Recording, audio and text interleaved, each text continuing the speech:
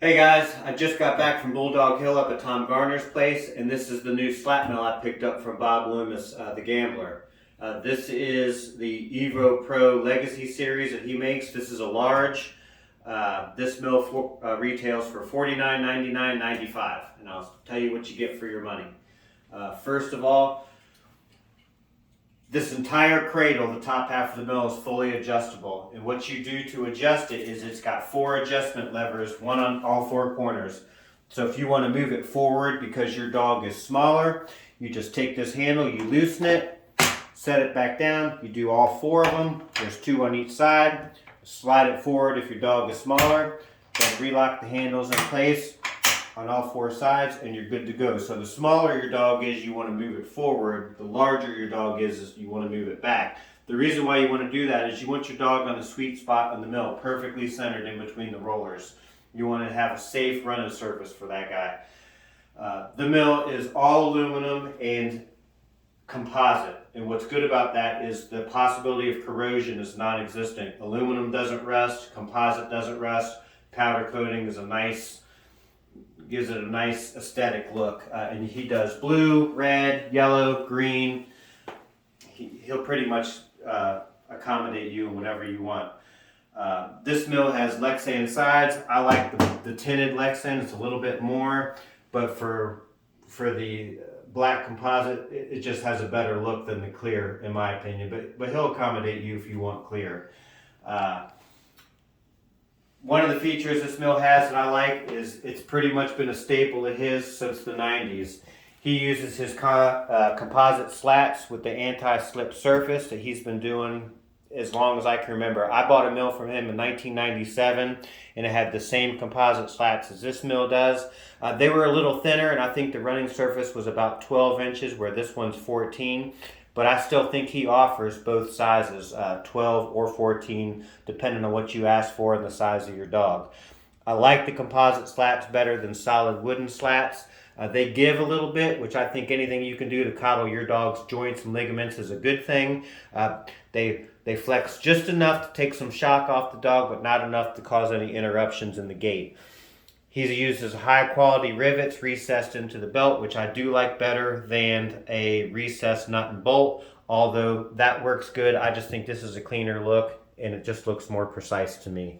The belt it's super quiet. And one of the things I like about Bob's mills that he's always done is the belt has a perfect amount of coefficient drag. I do not like a belt that's too fast or too free spinning. A lot of people do. I don't. It's not good if the belt spins too fast, and I'll tell you why. I like a belt that speeds up and slows down with the dog.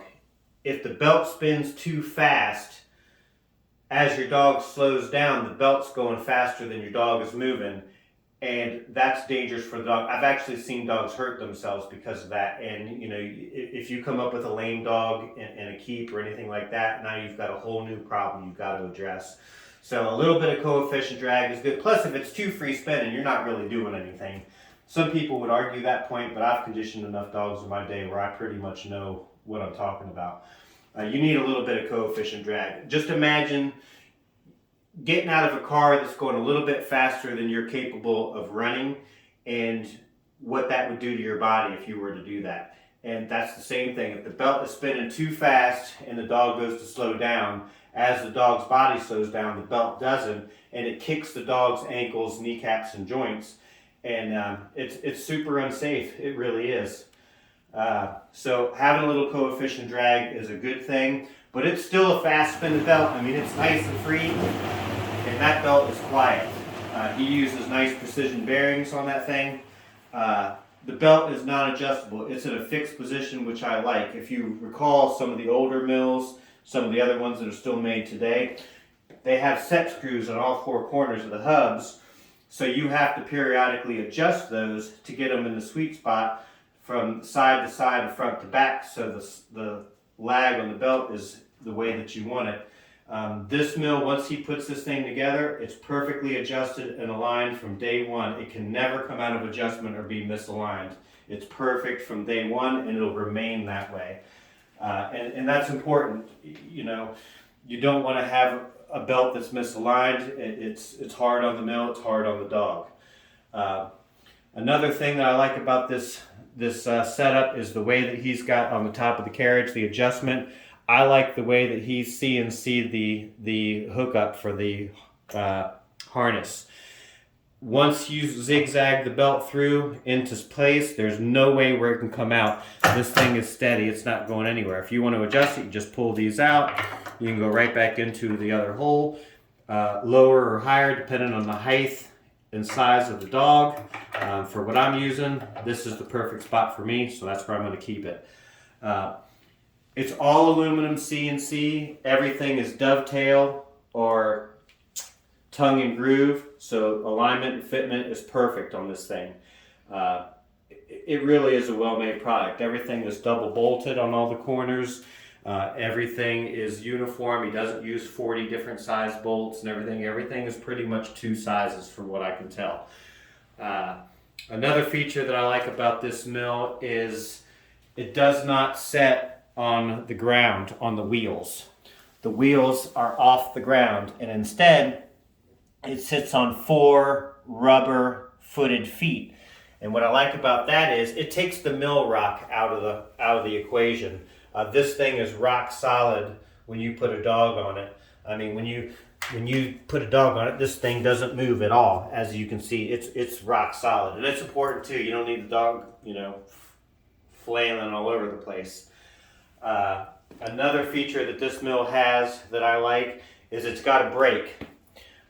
You do not need a slat mill, a carpet mill, and an electric mill if you do a legacy series. This is all 3 mills in one. The brake, if you've got the dog on it, I'll give you a couple scenarios on how you can use the brake. If you've got the dog on it and he's at a fast pace and you want to slow him down and take him off, or just slow him down in general, you just pull on the brake, and the harder you pull it, the more brake that's applied, and you can actually bring him to a full stop and lock him in place to load him and unload him.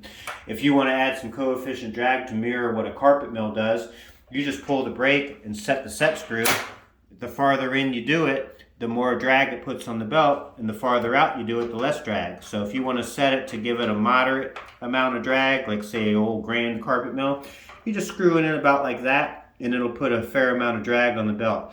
You want it to be a little looser like some of the Colby mills are, you just back it out a little bit. If you want to get to your own custom spot, you can kind of do that too. And when you're done, you want it to be free spinning again, you just screw it all the way back out, let it go, and you're done. Everything's billet, CNC machine. They're real nice, even down to having a nice grip surface. It's not slippery. He really did a good job with it. It's got a speedometer that's not just a speedometer. It actually tells you how fast your dog goes, and you can flip through the modes, and it's got 3 or 4 different modes. It'll tell you how fast the dog is going, the distance that he's been, and how long he's been on the treadmill. So if you want to do the dog for 4 miles, you just set it to the distance mode, and when you get to the 4 mile point, you know to take him off. If you want to do 15 minutes, or say, hey, I want to do 20 minutes every other day this week, you just set it for 20 minutes, and when he's done the 20 minutes, you just take him off. Super simple, nothing crazy. This is the power supply hookup for the pacemaker or the hydraulic function that these mills have, and I'll show you how that works. They come with a remote control, and if you hit option A, it'll raise the mill up, and if you hit option B, it'll lower the mill for the incline. And all you do to use that is it's got a lever on either side. You just loosen each one to the stop. There's one on each side, and once you get it where you want it, you hit the A button, and that raises the mill. As you can see, it raises it up. I think you get about 10 inches of incline, which is more than enough. And when you want to lower the mill back down to a flat running surface, you just hit the B button, and it does the opposite and brings the mill right back down to where you want it. And it's all a matter of preference of where you like your mill to be and what you're trying to accomplish that day. That's a real nice feature as well. Underneath, you can see the power supply. You do need a power supply. It's not battery powered. It's got a box underneath the mill. You can see it's got the power light, lets you know it's on. So you do need a power outlet, but that's for the hydraulic function and the pacemaker. The pacemaker option turns this mill into an electric mill. So really with the series, the Legacy series, it's 3 pieces of equipment in one if you opt for every option. You have a standard slat mill, which is just like any other slat mill that's on the market. If you set the brake, then you can mirror what a carpet mill does. Gives you some extra coefficient drag instead of out there doing the old school archaic ways of dragging chains and sand and all that stuff. That stuff is, I mean, I did it, but there's better ways to go about strength training a dog. And if you want an electric mill, you can just set the feature with the pacemaker, and this thing's an electric mill. And so you have 3 pieces of equipment in one. You don't need an enormous facility or room to have 3 or 4 different pieces of equipment. This one piece of equipment does everything you need. I think that covers about everything. One feature that it has that's kind of inconspicuous is it has these feet.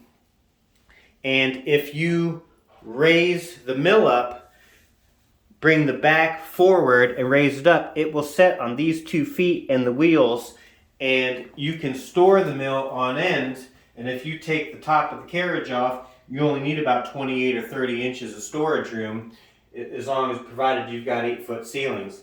And if you need even more than that, you can just take the sides and carriage off together, and you only need about 24 inches of space, and that thing will slide right back in this corner. This is our guest room that we use for basically is where we keep our personal workout equipment and where I keep the dog treadmills. So we have a Murphy bed that keeps it out of the way. So this is, for what we do, this is the perfect room to have this in. I keep it aimed at the door. You know, I have a chair that I sit in if I put them on it. I'm not a fan of walking away and leaving them to their own devices running. It's unsafe. You need to keep an eye on your dog. Don't be lazy. He uses real nice precision bearings that the belt rides on. He's got new hubs for this thing. It's super quiet. It's just a real high quality piece of equipment. If you're looking for the best, this is probably it. No offense to all the other companies and what they make. I've had every carpet mill that you can think of. I've had every slat mill that you can think of. I've used some electric mills. I've even used Jennies and cat mills and turntables. And those last 3 pieces of equipment, I really think they're archaic. I think every dog that did well on those would do well in today's stuff not using those. There's a time and a place for everything, and I think those days are gone. That's my opinion. Some people would dispute that, and that's fine. That's it. Evo Pro Legacy Series. Contact dogtrotter.com. Bob will hook you up. He's a super good guy. Chris and Jacob work up there, and Bob, Stephanie, Jacob, or Chris would be happy to help you. Evo Pro Legacy Series. Take care, guys, and enjoy your weekend.